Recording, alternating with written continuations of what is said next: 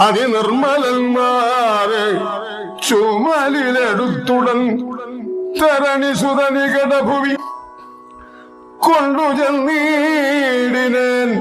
സഖ്യം പരസ്പരം ജയിച്ചിതാശു ഞാൻ ദഹനനയും അഴകിനോടു സാക്ഷിയാക്കിക്കൊണ്ട് ദണ്ഡമിരുവർക്കുമാശു തീർത്തിടുവാൻ. തപനസുതഗൃഹണീയ ബലാലടക്കിക്കൊണ്ട് താരാപതിയെ വധിച്ചു രഘുവരൻ.